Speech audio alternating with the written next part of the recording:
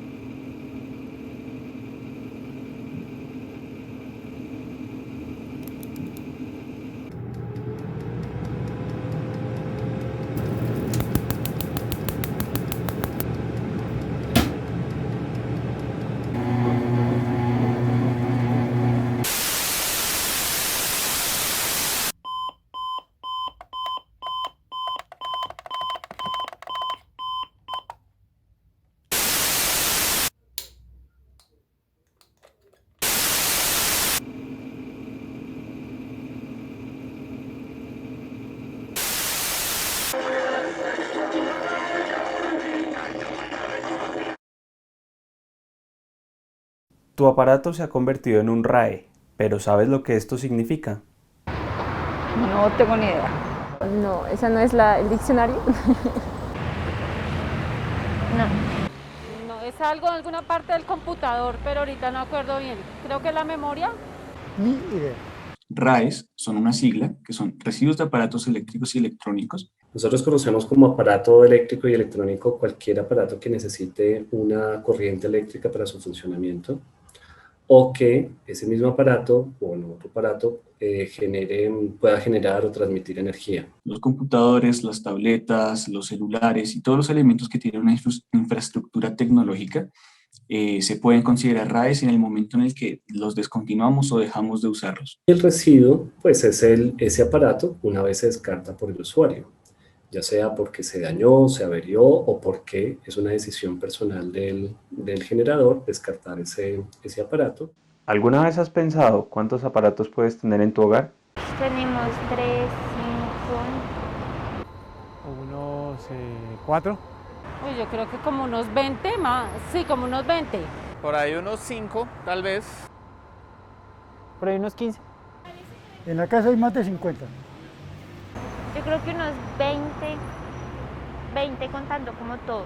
Los elementos principales que conforman estos aparatos son, por ejemplo, los metales ferrosos y metales no ferrosos en general. Tiene una composición muy alta de plásticos.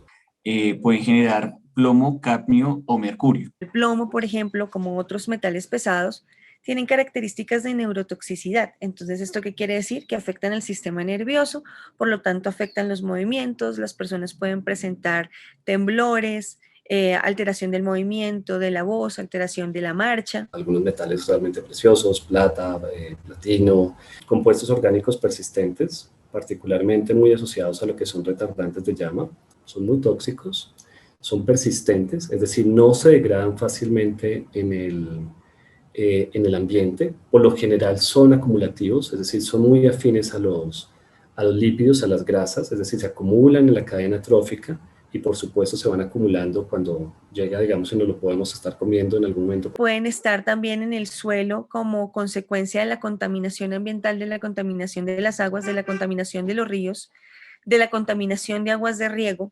Y pues pueden trascender o pueden viajar, digamos que largas distancias en el tiempo, precisamente por ser el hecho de que no se degradan fácilmente en el ambiente. Y hacen que sea una preocupación ambiental a nivel mundial y lo que se genera en un país determinado pues puede tener un impacto en otro país determinado. Se pueden llegar a considerar residuos peligrosos por el impacto mismo que ellos tienen. Dentro de los efectos tóxicos más conocidos de los bromados y los clorados está la posible o la potencial aparición de enfermedades neoplásicas, es decir, cáncer.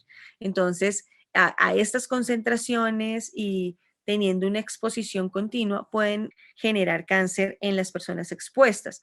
Otras de las cosas que se han visto con estos elementos son alteraciones hepáticas, alteraciones de la función del hígado. Lo mismo puede pasar con las neveras y los refrigeradores. Estos aparatos tienen sustancias agotadoras de la capa de ozono, por lo general, precisamente para el efecto de refrigeración. Y si se liberan al ambiente, pues obviamente no van a tener una preocupación o va a tener un efecto en ese caso en la capa de ozono. Algunas de las recomendaciones para disminuir la toxicidad, que no es solamente un evento individual, sino que esto también habla de los colectivos. El tema de la toxicología ambiental y este tipo de sustancias empieza uno por casa, el buen reciclaje y el buen uso de los elementos eléctricos y electrónicos. Entonces hay algunos puntos de recolección. También se pueden considerar residuos de postconsumo, que tienen dos líneas de gestión distintas. ¿Qué haces con tus aparatos cuando ya no funcionan? Se quedan en la casa como en un cajoncito de puros cables por si uno de pronto necesita y si no se botan a la basura. Donde hay unas canecas que las pueden utilizar uno para desechar eso. En las canecas especiales que ven algunos centros comerciales. En sitios como este, aquí. Casi siempre se han desechado en la basura. O los compran, reciclables, entonces pasan los carros. Yo normalmente lo regalo. Digamos, si tengo un celular que ya no sirve, yo se lo regalo a alguien. Por lo general los desecho en la caneca normal de la casa. En una encuesta realizada a 153 personas se encontró que a un 20% de los encuestados no se les ha enseñado a reducir, reciclar o reutilizar residuos. Un 31% ha aprendido por su cuenta. La mayoría piensa que en Bogotá no hay una cultura ambiental respecto a conceptos como reducir, reciclar o reutilizar referente a los aparatos electrónicos. No creo que tenga cultura ambiental. No. En Bogotá sí. La tecnología no la sabemos desechar, nosotros la botamos en cualquier lado. El 90% de la gente bota los papeles, las pilas, los celulares, que ya estén dañados, a la basura. Depende de los estratos. Hay estratos que son más conscientes y hay otros que no son tan conscientes. Hay como cierta falta de pronto de apropiación pues por parte de los ciudadanos acá. Aquí la gente sí es muchísimo más consciente del medio ambiente y que hay que cuidar. Creo que tenemos una cultura muy poco ambiental, muy poco concientizada de que tenemos que estar pendientes también del planeta. De pronto por conocimiento, falta de conocimiento. La economía circular, el concepto como tal se define como eliminar el concepto de residuo de la producción y en el consumo, y por el contrario reemplazarlo por círculos virtuosos que tienen en cuenta la capacidad de los ecosistemas de volver a recuperarse, de volver a proveer ciertos servicios, la restauración de los ciclos biológicos y poder alargar al mismo tiempo la vida útil de la mayoría de productos.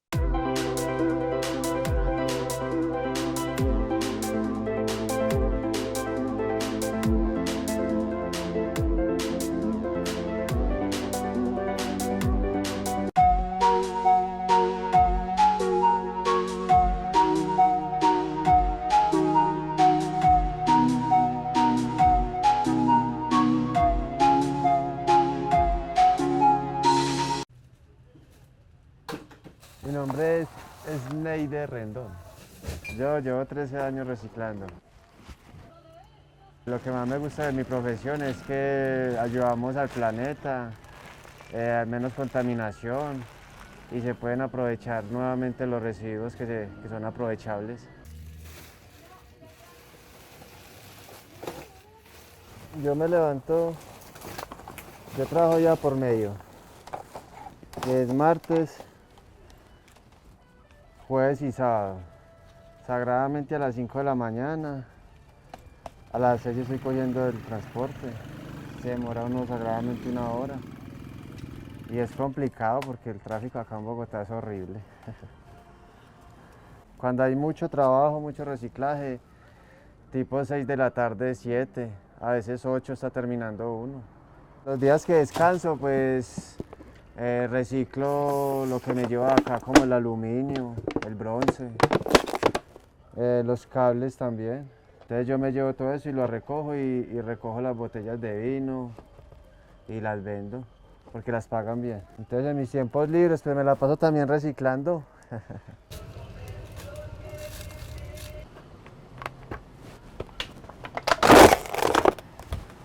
Esto es un codificador. Esto no sirve ni nada, pero esto trae una tarjetica, la cual compran en las chatarrerías, porque esto viene con punticos de oro. ¿Sí? O sea, si hay ciertas tarjetas, hay que saber también cuál es. Y las compran el kilo 8.000. Porque pues esto es como ese estilo de DirecTV y todas esas cosas, o sea, algo de internet. O sea, si no hay internet no funciona.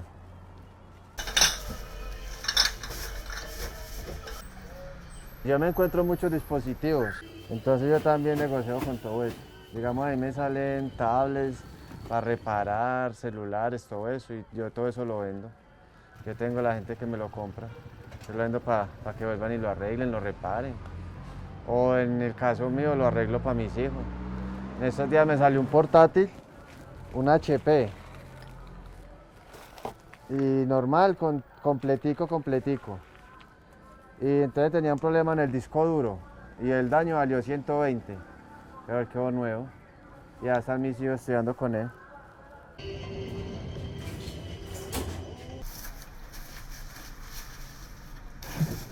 Muchas veces me encuentro dispositivos que aguantan el arreglo, pero entonces no me da el presupuesto para arreglarlos y yo los llevo donde una amistad mía que trabaja con eso, ¿sí? Él repara, vende, entonces él me los compra para repuesto, los que él ve que le sirven pues, pero por lo regular pues todo le sirve. En esos días me encontré un portátil sencillo, sin cámara frontal, pero bueno, me dio 80.000 pesitos por él. Y así le graneo. Y cuando me sirve, me gusta, pues a veces me salen celularcitos por ahí que hay que cambiarles el conector o algo y yo los arreglo y los revendo en las pulgas de Lucero.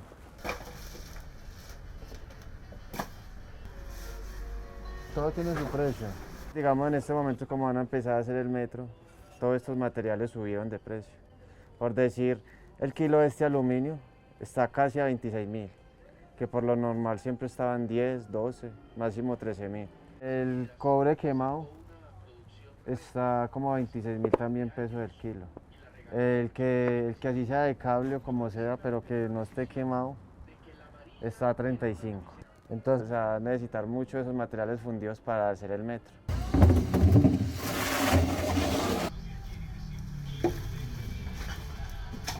Muchos dicen que todo lo que brilla es oro. Obviamente no. Entonces por eso toca mirar. Porque si no, entonces usted va a llevar esto allá. Y si no es lo que usted piensa, va a perder el tiempo, la llevada y todo. Por ejemplo, podemos observar que esto es amarillo, o sea, cobre. Entonces en este cable podemos encontrar lo que es cobre y aluminio.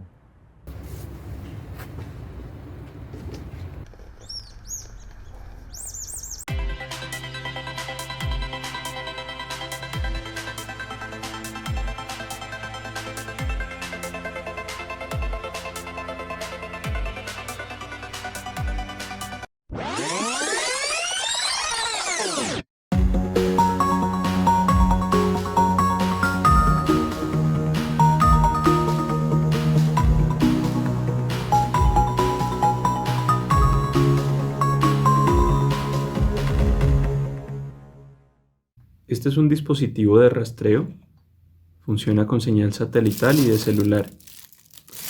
Es un aparato electrónico en sí y nos servirá para hacer el recorrido de la basura. Este es parte del recorrido de prueba para comprobar su funcionamiento. Lo recubriremos con un protector de goma que trae el mismo, asimismo con un empaque plástico, papel burbuja y un rollo de cartón, y procederemos a botarlo. Sabiendo que el reciclador de mi conjunto deja las canecas afuera para cuando pase el camión, dejo el aparato en la bolsa a la espera de movimiento. Estos residuos van a parar al relleno sanitario Doña Juana. Allá va todos los productos, las basuras domiciliarias, escombros, ramas, pasto. Canecas pues salen hartas. Aquí salen más de 200 canecas para levantar en este sentido.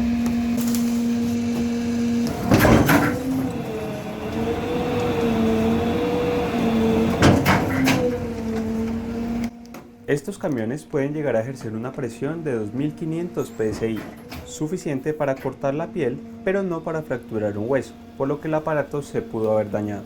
Además, al ser metálico, actúa como jaula de Faraday, como en un ascensor, no deja salir la señal.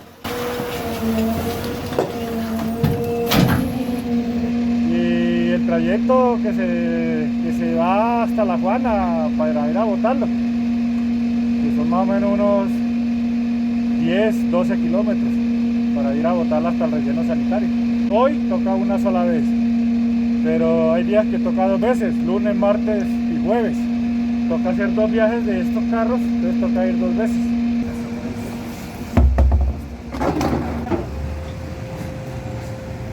Para la prueba número 2 nos encontramos una aplicación del sistema de aseo en Bogotá. Si no podemos rastrear la basura, rastrearemos entonces los camiones con este aplicativo. Como podemos observar, una vez hace un recorrido, el camión va y descarga el material al relleno sanitario de Doña Juana. El ideal es que no lleguen a los rellenos sanitarios. Estos deberían ser tratados de una manera distinta, deberían tener un aprovechamiento tal que permita sacar el plástico, sacar los metales. Debemos decir que los RAEs no deben llegar a un relleno sanitario. Nuestra legislación establece que estos residuos de aparatos eléctricos y electrónicos son de manejo diferenciado y por lo tanto la gestión debe ser diferenciada a la prestación del servicio público de aseo. Esos residuos inicialmente no vienen al relleno sanitario y por tanto las sustancias no deberían estar percolando en el relleno y llegando a un lixiviado una vez se genera el lixiviado en el relleno sanitario. Estos contaminantes terminan yéndose al río Tunjuelo en el caso de Bogotá. Hay zonas donde no hay impermeabilización para la conducción de lixiviados y esto pues también termina impactando el suelo.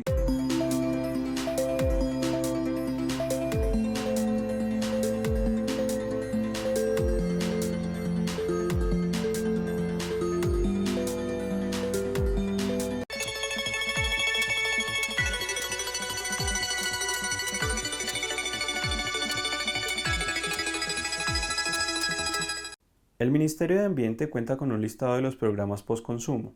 Entre ellos están los de computadores y periféricos. Este es el estado de varios puntos de recolección.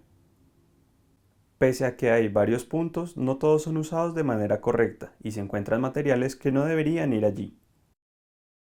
La responsabilidad primaria de la gestión de este tipo de residuos está a cargo del productor. El productor se entiende aquí en el país, digamos que de una manera breve, es el fabricante o es el importador del bien.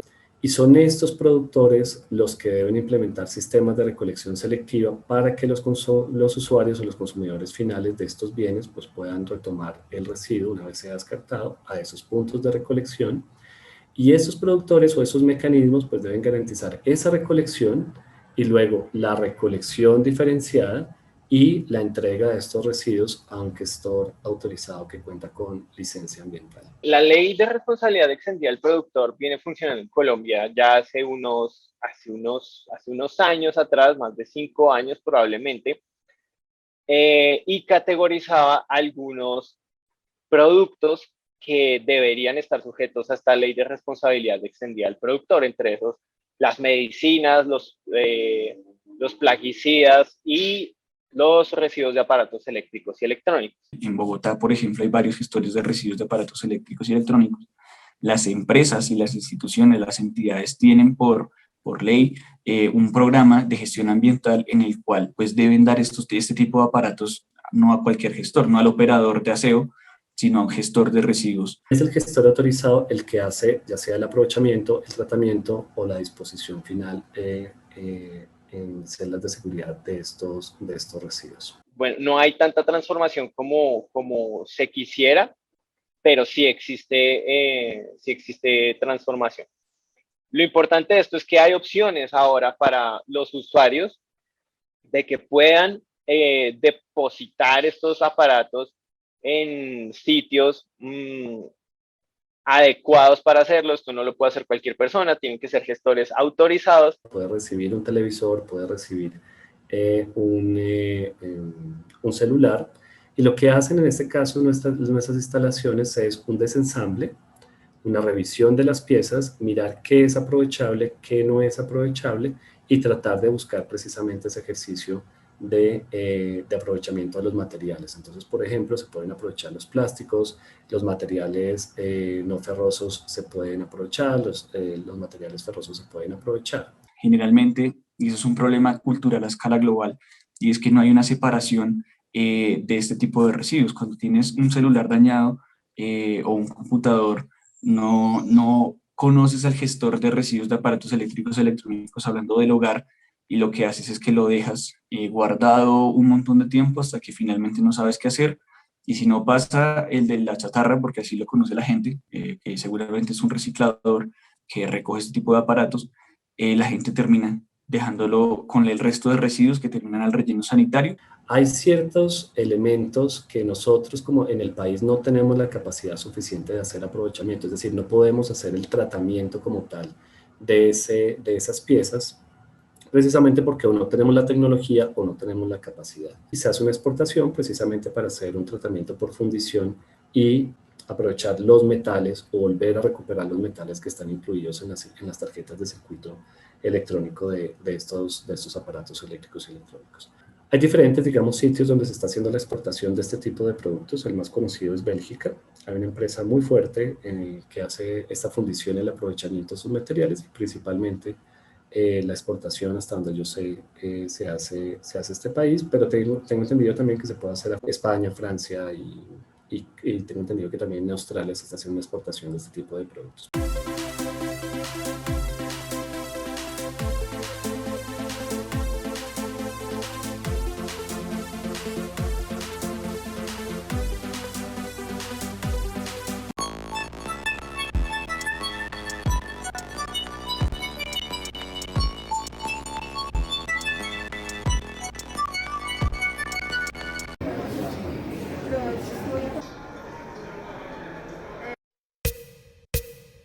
La importancia de hacerle mantenimiento a los equipos, en este caso electrónicos, es asegurarnos del funcionamiento correcto y total de la máquina. Normalmente los aparatos electrónicos que están compuestos por computadores de mesa o laptops, es mejor, lo recomendable es hacerlo dentro de los 8 meses, luego de haber adquirido el dispositivo, a 1 año máximo, porque ellos tienen deterioros y hay que hacerle limpieza física y limpieza de software dependiendo de los componentes electrónicos que tengan los equipos. Todos los aparatos electrónicos, debido a la batería, el consumo energético hace que los equipos se recalienten para poder que trabajen todos los circuitos. Esto hace que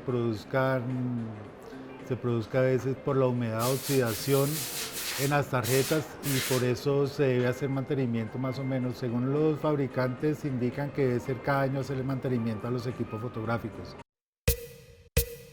Muchas veces en una semana pueden llegar 10, 15 trabajos de diferentes, iPhone, MacBooks, computadores. Como puede que no llegue los primeros 3 días de la semana, no llegue nada, es relativo. Al mes estamos hablando de unos 20 a 40 aparatos más o menos al mes. Normalmente entre unos 40 a 50 equipos por mes. Depende de lo que necesite el usuario. Si la persona viene con un iPhone con un problema de audio, lo primero que hacemos es ingresar la máquina, hacer una orden de trabajo, ingresar la máquina por revisión para poder darle un buen diagnóstico a la persona. Cuando entra un equipo a nuestra empresa, normalmente lo que hacemos es una inspección para verificar en qué estado llega la máquina y luego de eso hacemos una marcación para que las personas sepan y confíen en que no se les van a hacer cambios de las piezas. Después de eso miramos y le damos un diagnóstico a la persona lo más acertado posible. Muchas veces llegan por daños electrónicos y la recepción se lleva ya al electrónico especialista que también tenemos en una oficina que está distante de nuestro sitio de trabajo. Como cuando uno va al médico, le dice tengo dolor de estómago, eso, entonces de acuerdo a lo que el cliente nos diga que presenta daño en la cámara, comenzamos a revisarla. Se revisa, se le hace una revisión exhaustiva para mirar que el aparato esté funcionando, qué daños tiene. De acuerdo a eso, cotizamos los repuestos y el tiempo estimado en reparación, determinamos el valor de mano de obra y se le pasa el presupuesto al cliente y el cliente decide si la manda a reparar o no la manda a reparar. Ya después de que el cliente dice que sí, que la repare, entonces tiene un proceso también de acuerdo si el repuesto lo tenemos en existencia o si toca pedir el repuesto. Los repuestos se piden de China o de Estados Unidos, más o menos tardan entre 20 a 45 días en llegar. El repuesto llega, se instala, se calibra la cámara y se llama al cliente y se le entrega ya el producto terminado. Se hace un control donde nosotros la mayoría de piezas las reciclamos y aquí en el edificio hay una parte donde se hacen, inclusive está al lado de allí, donde se deposita todo lo que es chatarra electrónica. Vienen unas personas y ellos se llevan eso y le hacen un tratamiento para recuperar piezas o recuperar cosas que necesitan. Después de que las piezas quedan, se hace el mantenimiento, normalmente la pieza de repuesto se le entrega al usuario porque lo exigen así. Cuando lo dejan acá, Unilago cuenta con un centro de recepción para que esos dispositivos electrónicos no contaminen el medio ambiente. Ellos pasan acá cada 2 horas. Si el repuesto en el caso de las memorias sirve, se dispone el repuesto con el cliente, se le entrega al cliente si se lo quiere llevar o muchas veces el cliente decide dejarlos. Si los dejan, verificamos que el componente sirva. Si sirve, lo podemos estar utilizando para pruebas de otras máquinas que le esté fallando el mismo componente. En el caso de las baterías, ya cuando una batería se reemplaza es porque ya dio su tiempo de vida útil. Baterías tienen químicos como el níquel y el cadmio, que son agentes muy contaminadores para los ríos. Una batería de esas puede contaminar más de 1 metro cúbico de agua. En el instante que usted arroja la batería al río ya está contaminando. Entonces es la importancia de que la gente conozca de que lleguen a sitios especializados.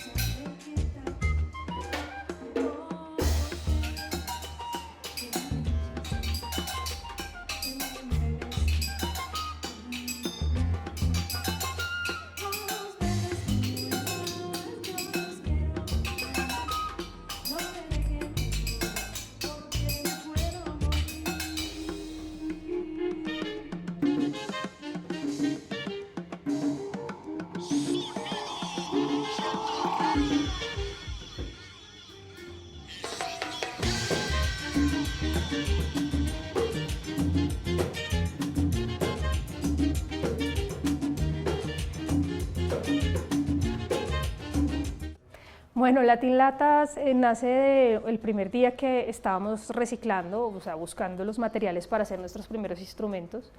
Íbamos caminando por las bodegas, nosotros compramos el reciclaje, Nosotros casi no le pedimos reciclaje a la gente, sino lo compramos a los recicladores de oficio, precisamente. Y estábamos saliendo de las bodegas y cuando cada uno escogió su objeto o su residuo, nos dimos cuenta que muchos teníamos latas, que las latas nos llamaron mucho la atención y empezamos a hacer un juego de palabras. Y había un integrante de Latinlatas que era muy chistoso, que era súper payaso, por así decirlo. Y además también tenía mucho éxito con las mujeres y yo le decía Latin Lover y entonces él empezó a molestar con esa palabra y pues en ese juego de palabras de Latin Lover con las latas pues nos gustó mucho el juego y dijimos es un nombre sonoro y de fácil recordación y que pues, si tú ves el nombre vas a saber que tiene que ver con lo que hacemos, Latinlatas. Yo llegué a Latinlatas a partir de un convenio que se hizo con la Fundación Salvi. Yo estudiaba en la Fundación Salvi en lutería, iniciación en construcción de instrumentos de cuerda frotada. Y cuando entré a trabajar en la fundación en el 2019, Latinlatas llegó a la fundación para buscar un profesor de cuerdas, profesor de construcción de cuerdas. Y quien se animó a dictar este curso pues fui yo. Yo llegué al grupo hace como un poquito más de 3 años, llegué aquí a esta casa porque yo soy luthier y doy clases también de construcción de instrumentos y aquí di un taller de construcción de cajones peruanos y bueno, y conocí a André, yo conocía también el proyecto un poquito y bueno, y nos conocimos y al tiempo me escribió André para ver si quería formar parte y pues dije que sí porque es un proyecto que me encanta. Digamos que yo sí quería tener un grupo musical y entendí que este grupo musical tenía una propuesta y una herramienta muy importante para aportar a la educación ambiental. Ahí fue que decidí crear Latinlatas y decidimos con otras personas que ya no están en el grupo, con esta clara intención de usar la música para llevar información y educación y la lutería urbana pues usarla como una herramienta de acción para empezar a relacionarnos de otra manera con los residuos. La lutería urbana es una herramienta de cambio, ¿sí? y de resolución de problemas. Entonces puede ser que se adapte a hacer un instrumento, pues usé la filosofía de la lutería urbana para resolver un problema en mi comunidad o un tema de manejo de residuos. Y la manera en la que nosotros lo hacemos a veces es por la necesidad de un instrumento musical que queremos para el grupo, o a veces nace también del objeto. A veces nos encontramos un objeto en la calle bonito que si nos enamoramos mucho, buscamos que estéticamente sean interesantes y propongan, y nace de ese objeto una posibilidad musical. Que pase de basura a ser un residuo, reutilizarlos a partir del arte, de la música y de la enseñanza. Entonces en esta metodología pues les enseñamos primero a hacer los instrumentos, construirlos con las manos, les enseñamos unos fundamentos físicos de cómo funcionan los instrumentos, cómo están afectando de manera positiva al planeta al no dejarlos como basura sino como residuos, y si se da en comunidad pues estamos construyendo un tejido social entre ellos. Hacer instrumentos con residuos tiene un problema y es la parte acústica. Claro que hacer una guitarra pues tiene que ser con la madera tal y tiene ya unos procesos que hacen que resuenen. Cuando nosotros estamos innovando con estos resonadores pues tenemos problemas de acústicos, de amplificación, y por eso siempre metemos residuos electrónicos porque siempre amplificamos. Entonces cables siempre hay, a veces usamos parlantes y componentes que hay dentro de los juguetes. Bueno, este es el chelato. Tiene en sus partes esta pata de un mueble antiguo. El cuerpo es una lata de aceite de estos camiones grandes. Tiene un vinilo como la tapa. Un palo que me encontré por ahí en la calle, con un aguado encima que es donde funciona como tastiera. Cuerdas de chelo, un puente de chelo reciclado que esos se cambian periódicamente, y unas clavijas de bajo también recicladas. Tenemos acá los toys, ¿sí? Que es un compendio de cafeteras, pailitas, tacitas, el timbre de la casa de la abuelita, pues unos residuos ahí percusivos, llaves y pues un plato roto. Este se llama el plasticordio Este es uno de los últimos instrumentos, tiene como muchas partes de teclados dañados y aparatos electrónicos que me dieron en una sala de ensayo, y tiene como teclas, es una aspiradora noventera, yo creo que es medio noventera, y tiene, las teclas son cepillos de dientes, son marcadores y cuchillas de afeitar, y este es un poco una crítica al plástico que no se recicla. Este es el plástico que termina en el mar, porque nadie se está haciendo cargo de esto. Realmente el problema de los residuos es que la gente cree que no tiene ninguna relación y ningún impacto con su vida y con su salud y con la salud de su familia y con el presente y el futuro de todos. Parece que como si los residuos desaparecieran cuando los dejamos en la bolsa y se los lleva al camión. Entonces, en esta metodología nosotros creamos 7 módulos amarrados a las 7 R's: reflexionar, rechazar, reducir, reparar, reutilizar, regresar a la tierra y reciclar, que son la base y el corazón de la filosofía Zero Waste o el movimiento Zero Waste o Residuo Cero. Además de tener un compromiso con el planeta, es volverme a comprometer como profesor, que a partir de la enseñanza uno puede cambiar el mundo. Se puede hacer una diferencia, ¿sí? Así sea de a poquito y de a una persona, pues eso es una bola de nieve, entonces son semillitas que uno va sembrando. El mensaje de la sociedad que queremos dejar es muy sencillo y ya lo logramos resumir. Tu consumo es la causa y es la solución. En nuestras manos está poder cambiar las cosas o acabar con la vida en la Tierra, en la vida humana. No es que el planeta se vaya a acabar, lo que nos vamos a extinguir somos nosotros, entonces tenemos que empezar a transformar los hábitos. Y sí la embarramos como humanidad, pero también estamos en un momento clave para poder desembarrarla con creatividad.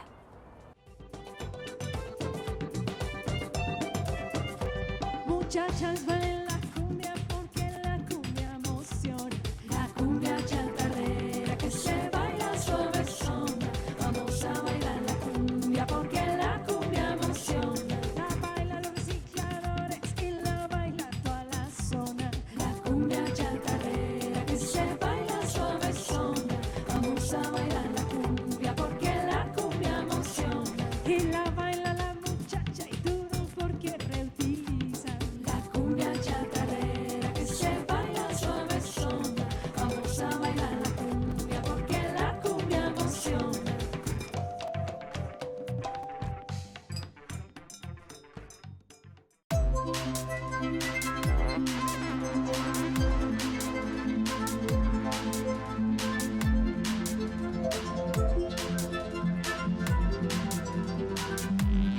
La generación de residuos sí es un problema de educación. No recuerdo haber tenido, por lo menos constantemente, ni en la educación primaria, ni en el bachillerato, y casi no en la universidad, una formación, una capacitación siquiera de cómo deben ser desechados este tipo de residuos. Es más la parte de la conciencia del consumismo, siempre, si se puede, tenerlo mejor y no saber qué hacer de pronto con los otros aparatos. Mucha gente no sabe qué hacer con lo que bota. No sabe ni qué plástico es, ni saben los numeritos de selección de cada tipo de plástico, no saben separar la basura. Quienes son expertos en eso son los recicladores. Falta mucha educación y lo vemos día a día en la basura que hay en el piso, en nuestra propia casa no sabemos muy bien cómo clasificar los desechos, en la misma universidad la gente bota papeles. En la universidad el único tipo de capacitación sobre cómo reutilizar los residuos fue la indicación de poderlos depositar en el laboratorio de electrónica de la universidad. Me enseñaron, digamos, en cuanto a mi familia, de pronto la parte de reciclar las baterías, las pilas que se utilizan para los controles, ya sea de videojuegos, los controles para el televisor, etcétera. Pero en la universidad realmente nunca tuve una concientización acerca del tema. Más que todo por internet, por los periódicos, sí estaba un poco más interesado desde que empezaron a separar las bolsas, y sí hago la separación en mi casa, pero más de ahí no. No, pues realmente desde el colegio y pues en la casa realmente, en el hogar. Eso es ciencia. Hablar de problemáticas ambientales es hablar de ciencia, hablar de reciclaje es hablar de ciencia. Entonces tenemos que estudiar mucho y saber cómo podemos bajar esa información a la gente. El problema de la educación ambiental precisamente es que se enseña desde tecnicismos y desde lugares donde la gente no entiende. Entonces nosotros siempre buscamos poder enseñarlo como con plastilina y poder bajar la información a la gente que menos sabe. Cuando estaba estudiando, sí compré más elementos de los que necesitaba. Generalmente, pienso yo también parte de la formación que no nos inculcaron, el por si acaso. Realmente sí compraba muchos más componentes de los que necesitaba, debido a que muchas veces estaba expuesto a que se quemara de pronto algún componente, a que de pronto algún compañero necesitaba, de pronto para futuros proyectos. En caso de que llegásemos a dañar, a perder, a quemar algún componente, siempre uno compraba una mayor cantidad para tener repuestos y evitar tener que ir a comprar o un retraso. Pero realmente al final, pues siempre uno queda con muchísimos residuos que, digamos, cuando ya acabé la universidad, no estoy utilizando y realmente no sé qué hacer con ellos en este momento. No son útiles para mí en este momento, pero como nunca los utilizamos ni fueron dañados o cualquier otra cosa, los tengo en mi casa, en una esquina guardados. Del 2000 al 2017, en el mundo se ha incrementado un 30% la intensidad en consumo de materiales, lo que pues es un salto abrupto si uno mira que en 20 años alcanzamos a tener un consumo de 30% más recursos de lo que hemos tenido en el último siglo. Esto es algo brutal, esto es algo bastante preocupante. Cuando compro un aparato electrónico, la verdad no pienso mucho en el daño o impacto ambiental que puede tener. Digamos que no es el primer criterio en el que me baso para comprar algo. Casi no he pensado en eso, en qué tantos residuos se generan cuando estoy comprando un nuevo dispositivo, ya que es más como tal el auge de querer algo nuevo. Estoy pensando más en la parte en mejorar de pronto en el sistema o en el componente que estoy comprando, más que en lo que pudiera generar ya a futuro. En cuanto a compra de elementos, sí, personalmente sí prima más el desarrollo que el medio ambiente. Si bien es cierto que es algo que no debería ser así, ahora que lo pienso, no, hasta la fecha siempre ha primado más el desarrollo que el medio ambiente. Para mí realmente no debería primar el desarrollo sobre el medio ambiente, pero es una cultura que ahorita las personas sí prefieren por la parte del consumismo, por la parte de siempre tener el último dispositivo, no concientizarse en la parte de los residuos, en la parte de lo que realmente puede llegar a producir todo este estilo de componentes electrónicos en el futuro.